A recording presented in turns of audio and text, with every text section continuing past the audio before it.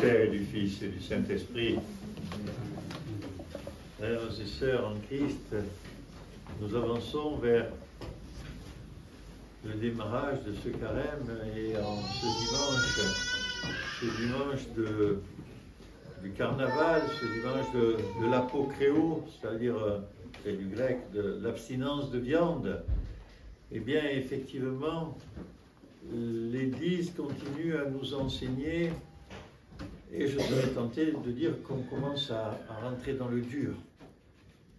Nous avons, dimanche après dimanche, découvert l'espérance de Zachée, l'orgueil, enfin du moins c'est comme ça que c'est interprété par rapport aux publicains, l'orgueil du pharisien, et puis là aujourd'hui nous entendons les lectures qui nous parlent de la crainte de Dieu, la crainte, phobos en grec, cette crainte de Dieu qui pourrait, c'est le sens de l'évangile que nous venons d'écouter, nous amener dans des endroits dans la vie du monde céleste où nous n'aurions pas envie d'aller, et dans le même temps on nous donne les clés, la recette entre guillemets, pour savoir comment nous devons nous comporter en chrétiens. Et d'ailleurs nous devons nous poser la question de savoir si c'est la crainte de Dieu que nous devons avoir à l'écoute de ces textes, ou finalement la crainte de nous-mêmes, parce que nous ne sommes pas insensés. On retrouve parfois ce mot dans les Écritures, pauvre insensé. Nous ne sommes pas insensés, nous savons comment il faut faire. Nous savons l'attitude que nous devons avoir pour vivre.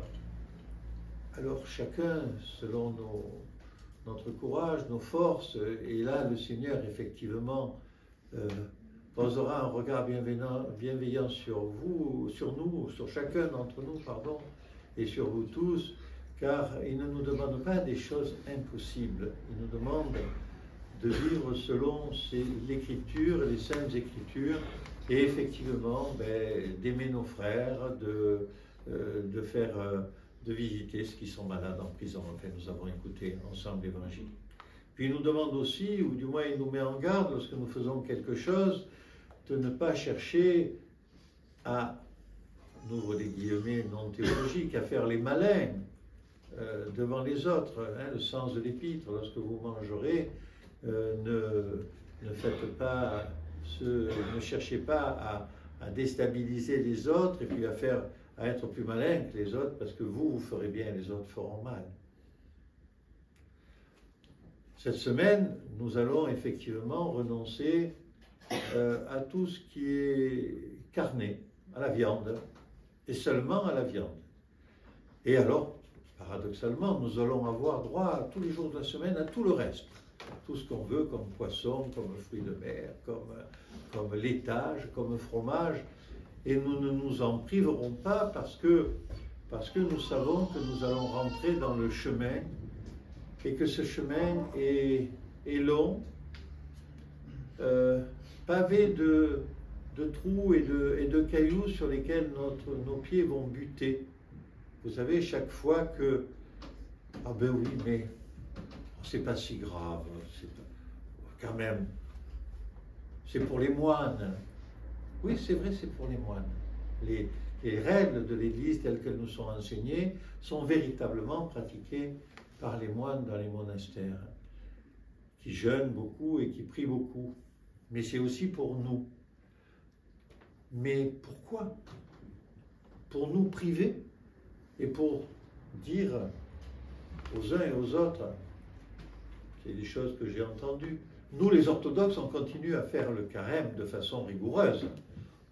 Les catholiques, ils ont abandonné ça depuis longtemps. Ce qui est vrai, objectivement, c'est vrai.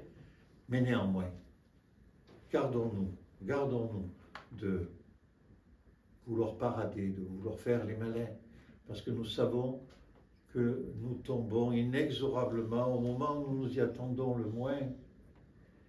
Et puis, ce chemin de carême, c'est pas le chemin de la privation. Oui, bien sûr. Concrètement, c'est ce que nous allons faire. Mais le sens de cette privation, c'est pas pour se priver de manger de la viande.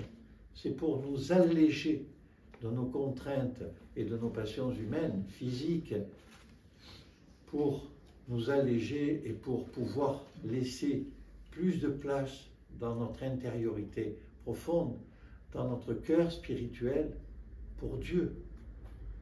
Et plus de place pour Dieu parce que nous allons simplement essayer de vivre pendant ce temps-là, ce temps du carême, plus proche de lui et un peu moins proche de nous, si je pouvais le dire comme ça, hein, et un peu moins proche de nos faiblesses et de nos passions humaines. Et nous le ferons avec joie, parce que quand nous passons à table et que nous verrons qu'il n'y a pas de viande sur la table dès cette semaine, nous dirons, ah oui Seigneur, tiens, je pense à toi, comme par hasard, là je pense à toi.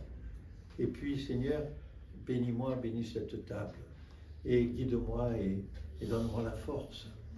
Et puis nous allons le faire tous ensemble, partout dans le monde. Partout dans le monde, nous célébrons Pâques à la même date chez les orthodoxes.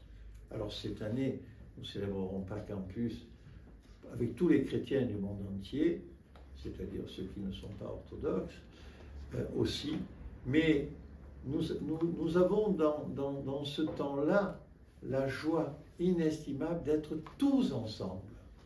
Et ça nous donne la force de tenir en plus. Moi, des fois, j'ai des faiblesses humaines. Je serais tenté de un morceau de ci, un morceau de là. C'est pas si grave. Non, c'est pas grave, mais moi, je veux pas trahir ceux qui cheminent avec moi. C'est-à-dire chacun d'entre vous et tous les orthodoxes du monde entier. Quand on appréhende au fond de nous, dans notre intimité, cela, le carême est parfois un petit peu plus facile. Et puis n'oubliez pas, alors c'est pas peut-être pour cette semaine qui vient, mais comme l'homélie de dimanche prochain sera très courte, parce que le programme dominical sera chargé avec un baptême et puis les prières de l'agenouillement, les vêpres du pardon après, pardon, et l'homélie sera peut-être courte ou un peu inexistante. N'oublions pas, frères et sœurs, n'oublions pas que nous sommes dans la reconnaissance pendant ce temps-là et la prise de conscience de notre faiblesse humaine, de notre fragilité. Et nous allons le voir d'ailleurs chaque fois que le malin viendra nous gratouiller la plante des pieds pour nous faire tomber. Alors frères et sœurs en Christ, accueillons ce temps qui vient, et tout particulièrement pendant cette dernière semaine de préparation au carême, dernière semaine du triode, et ces 3 semaines qui nous préparent au grand carême. Profitons de la fraternité, profitons de notre amour réciproque. Dans la tradition, dans certains pays, on s'invite cette semaine-là. On s'invite et on fait des très bons repas. Et on fait des très bons repas où il n'y a pas de viande. Mais nous sommes ensemble parce que la nourriture qui nous fait vivre véritablement, c'est la présence du Seigneur en nous, en chacun de nous, et singulièrement lorsque nous sommes ensemble. Et nous vivrons cela pour la gloire du Père, du Fils et du Saint-Esprit. Amen.